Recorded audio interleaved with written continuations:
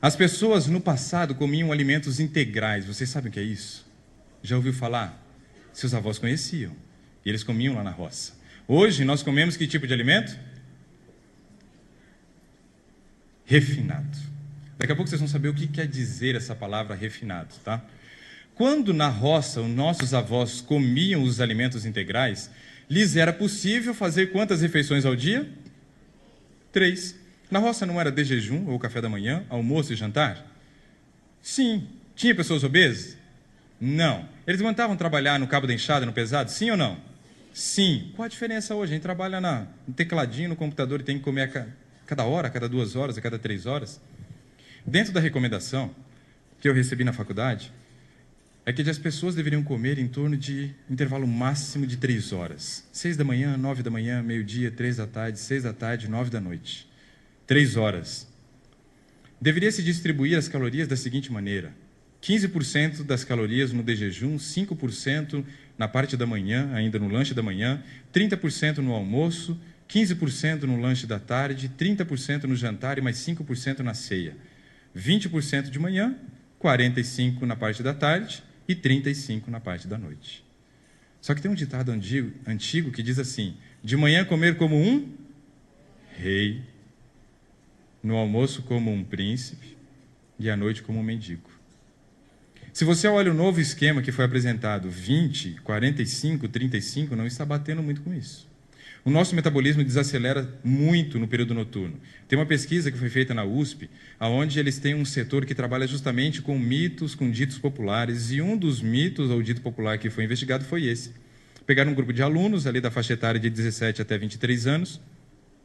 Esses alunos ficaram o dia inteiro dentro de uma sala, usando uma máscara, onde ele respirava e, por troca gasosa, a máquina ia determinando qual foi o gasto calórico dele por hora na parte da manhã, da tarde e da noite.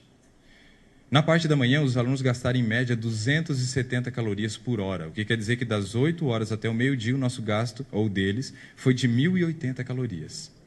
Na parte da tarde, eles já gastaram 170, tiveram uma redução de 100 calorias por hora.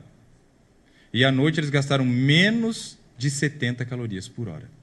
Se o nosso metabolismo desacelera ao longo do dia, automaticamente fica claro para mim de que a quantidade de calorias que eu devo ingerir deve acompanhar o meu metabolismo, colocando maior quantidade de calorias no de jejum e a menor quantidade de calorias no jantar.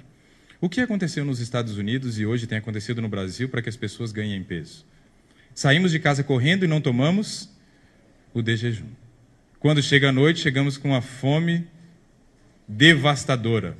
A fome do pé da mesa. Sabe o que é isso? Que se deixar, você come até o pé da mesa, de tanta fome. As pessoas chegam desse jeito à noite.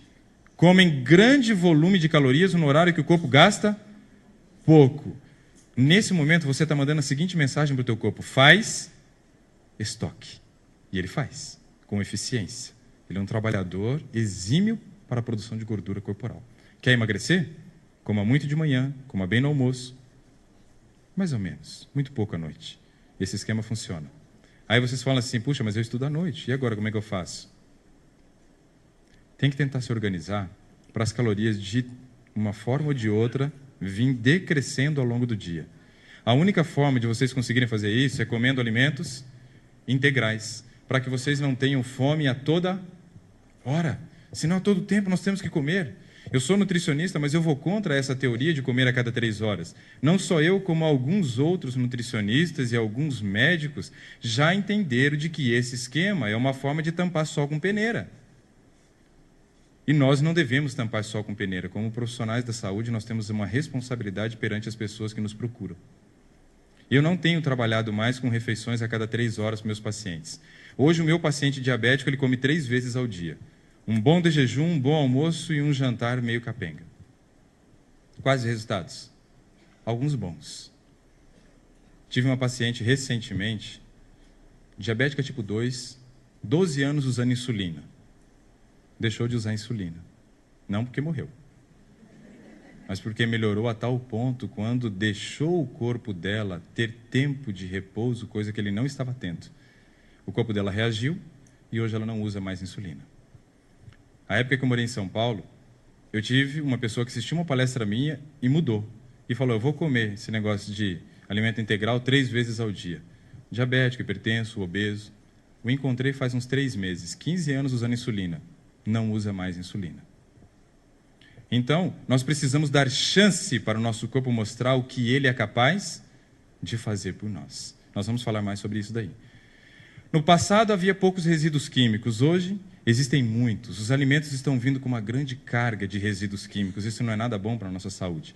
No passado as pessoas cuidavam do meio ambiente, hoje nós destruímos o meio ambiente e isso tem gerado muitos problemas para nós. Os biólogos estudam genética, Mendel. E quando eles estudam genética, eles encontram duas coisas, uma coisa que é chamada genótipo e uma coisa que é chamada fenótipo. O que é genótipo? Genótipo é a carga genética que eu carrego, que eu herdei de quem? Dos meus pais. O que é fenótipo? Fenótipo é uma característica que tem uma influência o quê? Do meio. Fenótipo nada mais é do que a expressão do genótipo. Fenótipo nada mais é do que expressão de fenótipo. Se o meu pai é diabético, e ele é, eu vou ser diabético, sim ou não? Depende. Eu tenho probabilidade, mas eu não estou predestinado a ser diabético. Tudo vai depender do quê? Se o fenótipo, se o ambiente vai permitir que essa doença se manifeste ou não. Eu tenho um paciente que, quando começamos a conversar, ele disse assim, eu sou hipertenso, e eu tenho hipertensão porque minha família toda tem hipertensão. Meu pai tem, minha mãe tem, meus irmãos têm, meu tio tem, né? Todo mundo na minha família tem hipertensão. Minha hipertensão é genética. Falei, que triste. Azar seu ter nascido nessa família, né? Continuamos conversando e eu fui apresentando prováveis causas da hipertensão para ele. Ao apresentar prováveis causas da hipertensão para ele, chegou uma parte da consulta que ele fez o seguinte. Ele bateu na mesa e falou, tá bom, já chega. E eu me assustei, porque geralmente quem faz isso sou eu, não os pacientes fazem comigo, né? Quem tem que dar bronca sou eu, não tem que levar bronca do paciente. Eu arregalei o olho e falei, que foi? Ele disse assim, tá bom, já entendi, você já me convenceu, minha hipertensão realmente é genética, herdei todos os maus hábitos da minha família. Caiu a ficha dele de que genótipo é diferente de fenótipo. Ele tinha um fenótipo que permitiu que aquela doença se manifestasse. Talvez, se ele vivesse um estilo de vida diferenciado, aquilo não teria aparecido. Um outro exemplo.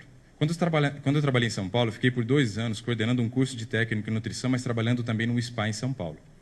E ao trabalhar nesse spa, eu tive uma experiência interessante com um rapaz chamado Fábio. O Fábio chegou no spa, diabético, obeso, tinha acabado de parar de fumar, né? E bebia bebida alcoólica, sedentário, dormia tarde, bancário, né? Bancário já viu, isso daí é um fator de estresse muito grande, né?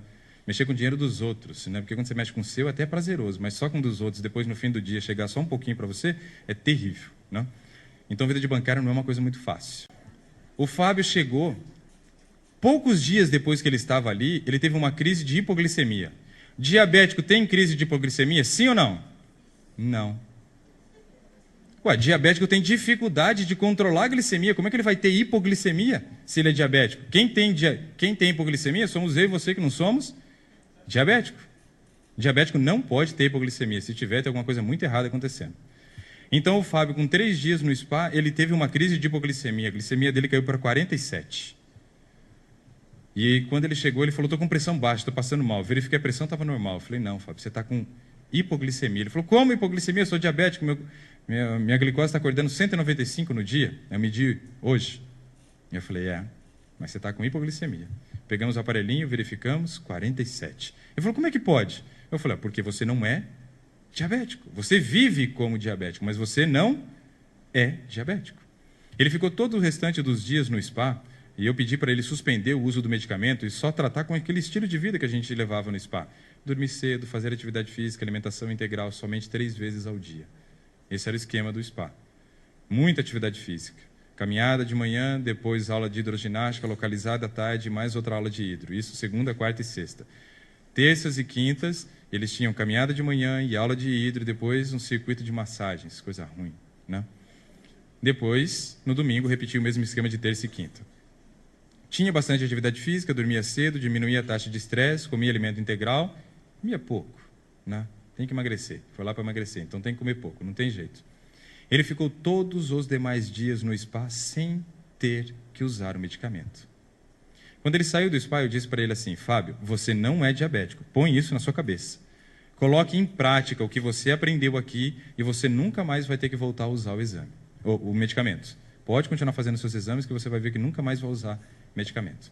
3 meses depois, me lembrei do Fábio e resolvi mandar um e-mail para ele. Quando eu mandei um e-mail, recebi a resposta. Ele dizendo assim, continuei emagrecendo, tive que mudar mais, fazer mais alguns furos no cinto, estava muito feio, troquei, estou com um cinto novo, já emagreci tantos quilos. Eu falei, nossa, muito bom. A frase de baixo, a vida está muito corrida e tal, não estou conseguindo fazer exercício. Eu tinha certeza da próxima, voltei a usar o medicamento. Sabia que era isso. E estava escrito lá, então, a glicemia começou a subir de novo e eu voltei a usar medicamento. Fábio é diabético, sim ou não? Não, mas escolheu viver como diabético. Então, o estilo de vida nosso nos permite viver como pessoas sadias, num mundo de doentes. Mas precisa viver.